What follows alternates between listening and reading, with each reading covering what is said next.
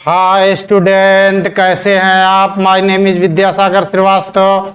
देखिए स्टूडेंट, इस समय हम लोग पढ़ रहे हैं मूविंग चार्ज एंड मैग्नेटिज्म। हमने इसका एक इम्पॉर्टेंट न्यूमेरिकल लिया है। A long straight wire is bent into A loop of radius 10 centimetre. If the current of 8 ampere passes through it, then determine the magnetic field produced at the center of the loop and also determine the direction of magnetic field। यहाँ देखो student, ये current हमारी 8 ampere दी हुई है और radius जो दी हुई है वो 10 सेंटीमीटर है। तो जो वायर से हमारे डिस्टेंस होगी स्टूडेंट, यहाँ से भी वो 10 सेंटीमीटर ही होगी, ठीक, क्योंकि ये एक सर्किल बन रहा है ऐसे। तो इस वायर से भी डिस्टेंस 10 सेंटीमीटर होगी। इसको हमने मीटर में कन्वर्ट कर दिया है, तो 10 टू द पावर -1 मीटर आया। यहाँ पर ये लॉन्ग वायर दिखा रहा है स्टूडेंट, लॉन्ग स्ट्रेट वायर लिखा है, इसका मतलब ये इनफाइनाइट लेंथ का होगा। तो एक मैग्नेटिक फील्ड इस वायर का सेंटर पर आएगा और एक ये सर्कुलर लूप बना रहा है, इसका भी सेंटर पर आएगा। हम लोग दोनों मैग्नेटिक फील्ड कैलकुलेट करके रिजल्टेंट निकालेंगे।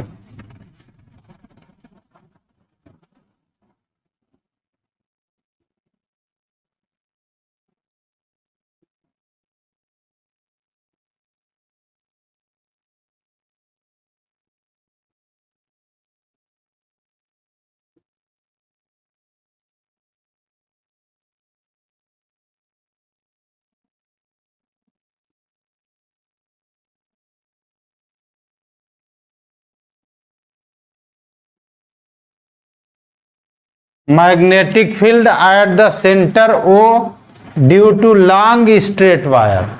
लॉन्ग स्ट्रेट वायर के लिए फार्मूला होता है स्टूडेंट, तो हम लोग B1 ले लेंगे। इसको फार्मूला होता है μ0/2 पाई I/R होता है, ठीक। B1 इज इक्वल टू μ0/2 पाई को कहते हैं 2 × 10 to the power -7। I current हमारी 8 और R हमारा दिया है 10 टू द पावर -1। आप देखो स्टूडेंट, B1 की वैल्यू कितनी आ गई, 8 2 जा हो गया 16, 10 टू द पावर -1 ऊपर जाकर प्लस हो जाएगा, तो ये हो जाएगा -6, यानी B1 हमारा हो गया 1.6 10 टू द पावर, हमने यहाँ डेसिमल लगा दिया तो यहाँ से जो पावर हुई -5 हो गई टेस्ला। इसकी डायरेक्शन किधर होगी, ये हम लोग राइट हैंड पाम रूल से देखेंगे। देखो student, right hand palm rule state that if current is drawn from the thumb then magnetic field will be perpendicular to the palm, ठीक।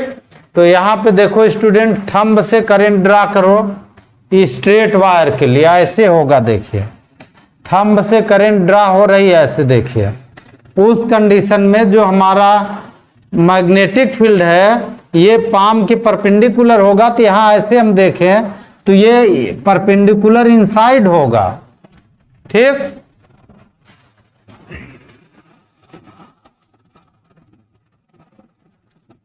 डायरेक्शन परपेंडिकुलर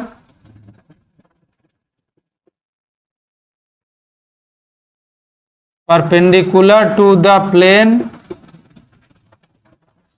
इनसाइड हो रहा है, ठीक।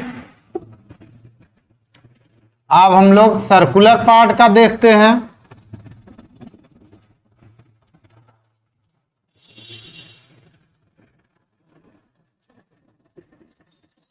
At the center O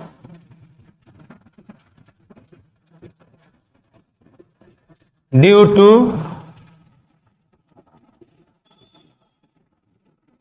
circular loop, ये जो circular loop है तो इसका जो फार्मूला होता है स्टूडेंट, B2 हो जाएगा यहाँ पे μ0 I अपॉन 2r होता है।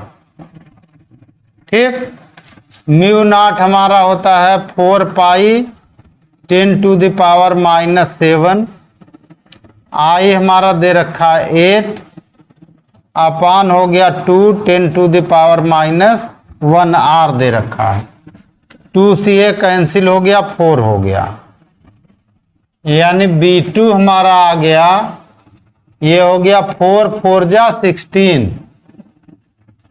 पाई हमारा होता है 3.14 इंटू 10 टू द पावर, ये 1 ऊपर गया प्लस हुआ तो -7 + 1 यानी माइनस हो गया 6। ठीक, अब इन दोनों का मल्टीप्लाई कर दो स्टूडेंट, तो ये आ जाता है 50.24 10 टू द पावर -6 B2। हम इसको ऐसे भी लिख सकते हैं B2 = 5.0, डेसिमल यहाँ कर दें और इसको लीव कर दें तो हमारी वैल्यू आ जाएगी 10 टू द पावर -5 टेस्ला, क्योंकि हमने पॉइंट लेफ्ट में किया तो पावर एक यहाँ इंक्रीज होगी, तो पावर +1 करेंगे, -6 + 1 का -5 हो जाएगा। इसकी डायरेक्शन किधर होगी तो वही लगाइए, राइट हैंड पाम रूल 1, और ऐसे देखिए ये करंट हमारी थंब से ड्रा हो रही, तो सर्कुलर लूप के लिए जो मैग्नेटिक फील्ड आएगा वो पाम के परपेंडिकुलर है, यानी इस प्लेन के परपेंडिकुलर आउटसाइड होगा।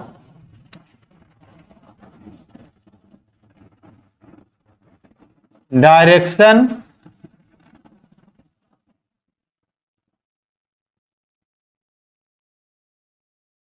Perpendicular to the plane outside. ठीक, जो डायरेक्शन है वो परपेंडिकुलर टू द प्लेन है और आउटसाइड है। आप देखो स्टूडेंट, ये हमारा B2 आउटसाइड है, B1 हमारा इनसाइड है, तो नेट मैग्नेटिक फील्ड दोनों का डिफरेंस होगा, तो B2 बड़ा है और B1 स्मॉल, तो B2 - B1 net magnetic field होगा। Net magnetic field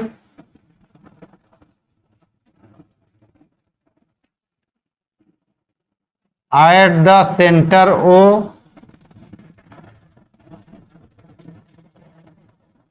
centre O पर जो नेट मैग्नेटिक फील्ड होगा स्टूडेंट B = B2 - B1 होगा। B2 हमारा हो गया 5.0 10 to the power -5, minus B1 हो गया 1.6 10 टू द पावर -5। इसमें से इसको डिफरेंस कर दो, 3.4 इंटू 10 टू द पावर -5, ये हो गया टेस्ला। ये आंसर हुआ। अब इसकी डायरेक्शन भी नीचे पूछा है स्टूडेंट, तो डायरेक्शन चूंकि B2 - B1 हमने किया है, तो जो B2 की डायरेक्शन होगी वही इसकी डायरेक्शन होगी। तो डायरेक्शन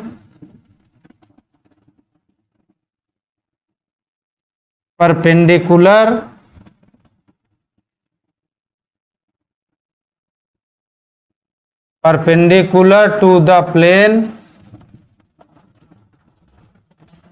द प्लेन आउटसाइड होगी।